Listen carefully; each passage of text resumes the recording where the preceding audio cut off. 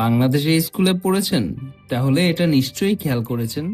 যারা ক্লাসের শেষ বেঞ্চে বসতো, যারা সব সময় দুষ্টামি করত, শিক্ষকরা যাদের বকা দিতেন, তারাই কেমনে জানি ফিউচারে সবচেয়ে বেশি সফল হয়ে যেত।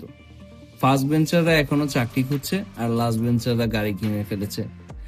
আজকে আমরা জানবো এর পিছনের বিজ্ঞান, আর বিশ্বাস করুন কারণগুলো আপনাকে চমকে দেবে। ভাবুন তো, একটা ম্যাথ ক্লাস চলছে। ফার্স্ট বেঞ্চের স্টুডেন্টরা নোট নিচ্ছে, মনোযোগ দিচ্ছে, আর লাস্ট বেঞ্চের স্টুডেন্টরা পেন ফাইট খেলছে, চিরকুট পাস করছে, ঘুমাচ্ছে। কিন্তু জানেন কি, এই ব্যাক বেঞ্চাররা আসলে শিখছে কি? Survival skills. তাদের করতে হয় 45 মিনিট শিক্ষকের চোখ এড়িয়ে থাকা, হোমওয়ার্ক না করার জন্য 50টা বাহানা বানানো, 5 মিনিটে কপি করে ফেলা, নোটসের জন্য সবার সাথে বন্ধুত্ব রাখা, প্রিন্সিপাল স্যারকে ভুলভাল বুঝিয়ে বের হয়ে আসা। এগুলো শুধু দুষ্টমি নয়, এটা হচ্ছে বিজনেস ট্রেনিং। তারা শিখছে রিস্ক ম্যানেজমেন্ট, কখন কথা বলতে হবে, নেটওয়ার্কিং, দ্যাট মিনস সবার সাথে সম্পর্ক কিভাবে রাখতে হবে, টাইম ম্যানেজমেন্ট, ব্রেকে হোমওয়ার্ক শেষ করার ম্যানেজমেন্ট, ক্রাইসিস ম্যানেজমেন্ট, হঠাৎ প্রশ্ন করলে কে কি বলবে সবসময় মাথায় রাখতে হবে। আর ফার্স্ট বেঞ্চাররা শিখলো শুধু নিয়ম মানা। বলুন তো, বাস্তব জীবনে কোনটা বেশি কাজে লাগে? সত্যি বলতে লাস্ট বেঞ্চাররা সব শুনেছে। তুমি জীবনে কিছুই করতে পারবে না, তোমার ভবিষ্যৎ নাই, তুমি আমাদের নাম ডুবিয়ে দিবা। তারা প্রিন্সিপাল অফিসে এতবার গেছে যে প্রিন্সিপাল তাদের উপর বিরক্ত। পরীক্ষায় ফেল করে করে টিকে গেছে তারা। তারপর কি হলো জানেন? তারা ব্যর্থতাকে ভয় পাওয়া বন্ধ করে দেয়। এটা অনেক বড় ব্যাপার।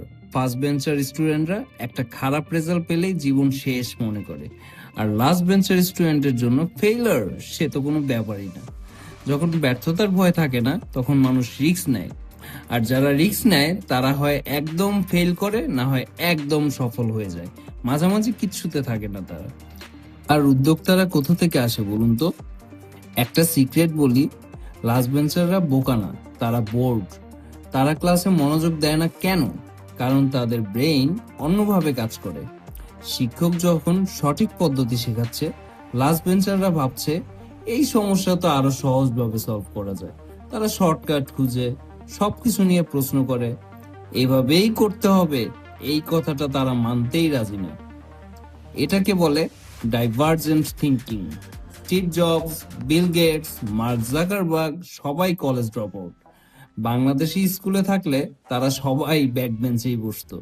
ফার্স্ট বেঞ্চাররা সিস্টেম ফলো করতে পারে, বাট লাস্ট বেঞ্চাররা নতুন সিস্টেম তৈরি করতে পারে। বলুন তো, কোনটায় বেশি টাকা আসে? আপনার ক্লাসে কার বেশি বন্ধু ছিল? যে ফার্স্ট বেঞ্চার শুধু পড়াশোনা নিয়ে কথা বলতো তার, নাকি যে লাস্ট বেঞ্চার সবাইকে হাসাতো, সবার জন্মদিন মনে রাখতো তার?